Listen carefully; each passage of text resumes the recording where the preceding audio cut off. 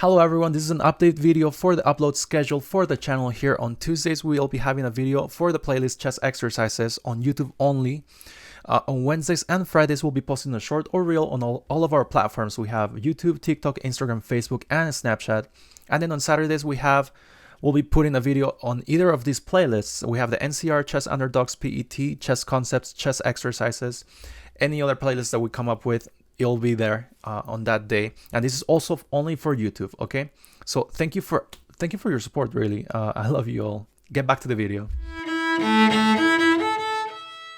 Hello everyone, this video is about king and rook endgames, and the current position is white to move. Try to find the best sequence in this position and write down your answer. You may stop the video now.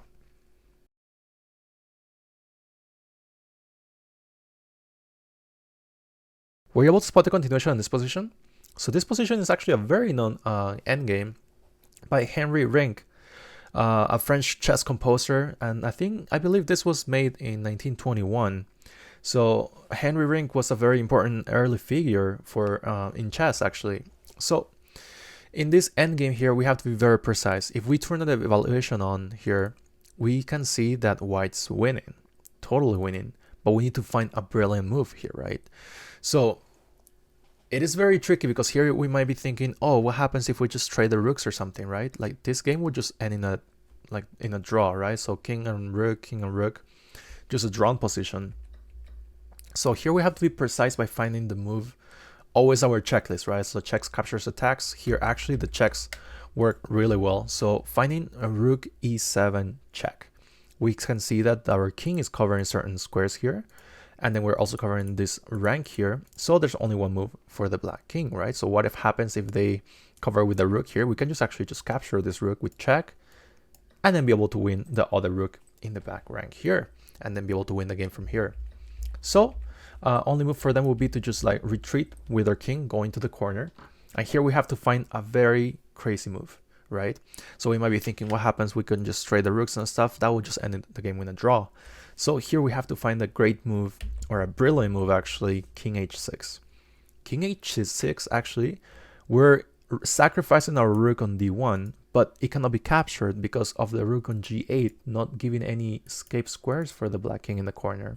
So if they were to capture here our rook on d1, we would just be able to end the game with a rook h7 checkmate, right? So that can't happen. And here what happens, again, if we do something like rook g7 to cover something up, we can just capture the rook. First of all, we can just capture with check and then have to block and, you're up a rook, right? So here, what was played was rook e8. So this is another idea here, right? So if you were to capture, the rook, they can just capture your rook back and then that's just a draw. But here we have to find a second brilliant move, rook d7. Rook d7, brilliant here. A very crazy move because now there's a lot of tension between the rooks, right? A lot of tension between the rooks. What happens if they capture your rook on e7? Because the king is covering these two squares here, that will just end the game with a checkmate. Have to give away the rook, and then that's just a checkmate there, right? And again, if they capture your d7 rook, same idea. Just capture the rook on e8, and that will just be a checkmate. So they cannot do anything about this, right? And that would just end the game for you. Totally winning in this endgame for the white pieces. The current position is white to move. Try to find the best sequence in this position and write down your answer. You may stop the video now.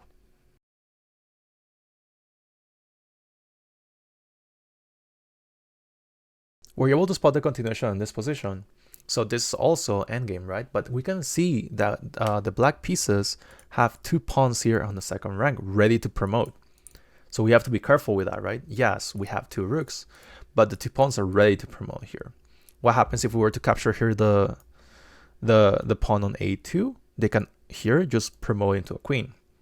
And then still not super clear. They can try to hold on to it, but it could probably be a draw or maybe black is winning, depending on like if there are mistakes that happen during the game, right? So it should be a draw though.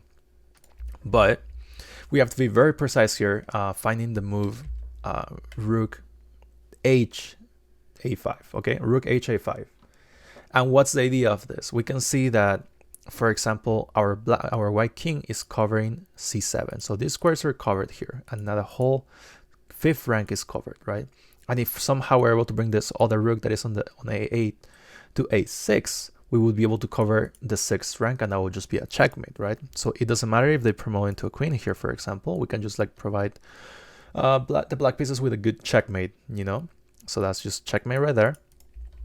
And same idea if they were to like promote with the other pawn, same idea, just checkmate again. So here they have to find the move, you know, trying to escape with the king. But we can see here that, yes, if we capture the pawn again, they can just promote into a queen, and then they still draw, right? So we have to find the move king c8.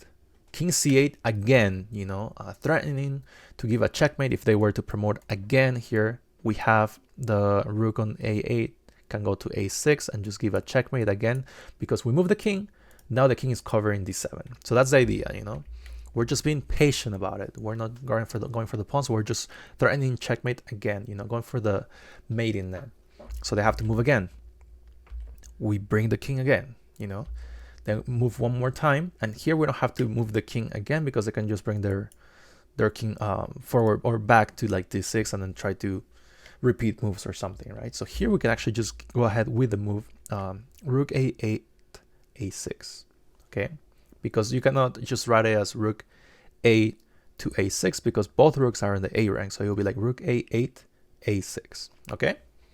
So the idea of this one is here they're forced to just move somewhere else. Only one square for the black pieces, f7. You know, you can see that the 5th rank is covered, and now the 6th rank is covered, and the king is covered in these squares. Only move for the black pieces, king f7. And here we can actually provide the black pieces with a good check from our other rook to try to cut some squares, right?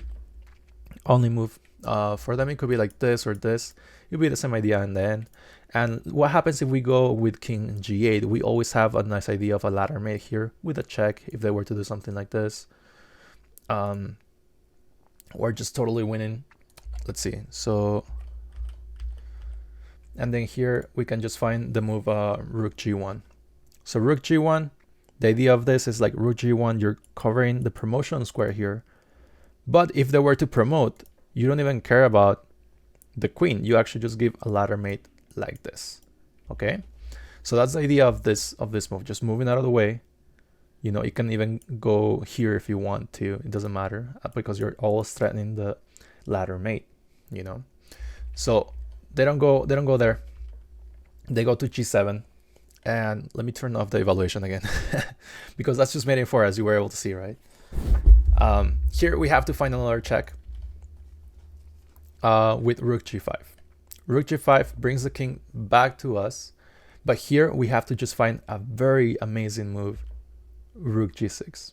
Now rook g6, the same idea as before. We have a mating net. Our king is covered in these squares, this rook is covered in this file here, and this other rook is covered in this rank.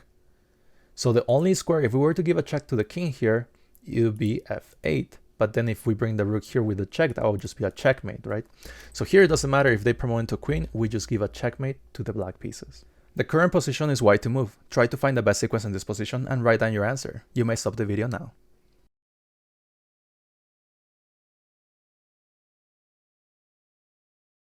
We're able to spot the continuation in this position. So here we can see that it's a little bit tough for the white pieces to get a win, right? And if I turn the evaluation on, it's actually a draw, zeros, you know? So the idea is that here the black pieces are ready to promote the pawn, right? We have a pawn as well, but this pawn is very hard to target because the rook cannot just go and give a check to the king and then capture the pawn like that. That will be winning for the white pieces, but it's very tough to do without just giving away your rook. So here we have to find the move rook d4. Rook d4, the black pieces have to go ahead with the move king e2. And you might think, why not king e3?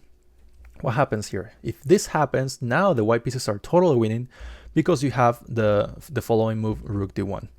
Rook d1, because the idea is that you want to get behind or in front of this pawn and then just start pushing your own pawn forward, and then you'll be able to promote like this, right? So let's look at this follow-up. If they attack your rook or something, you can go there and then you can just start pushing your pawn up and then sacrifice the rook for the pawn, but then like the king can never reach the white pawn from promoting, right?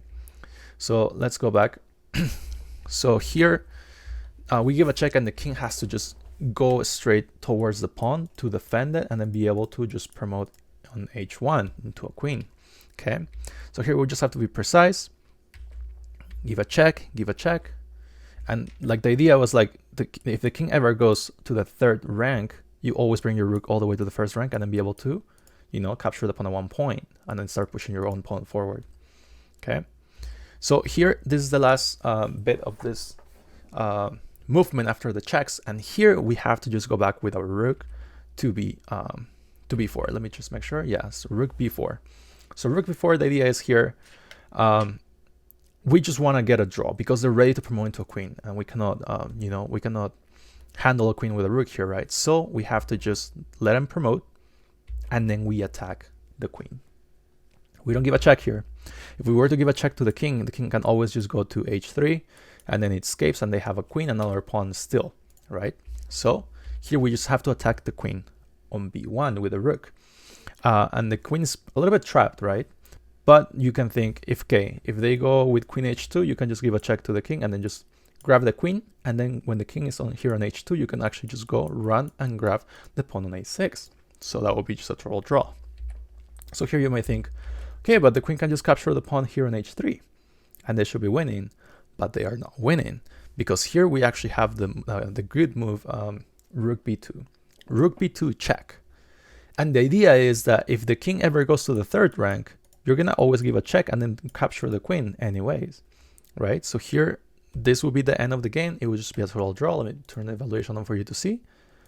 And the idea is like, what if like if the king starts moving towards your rook? You always just give a check.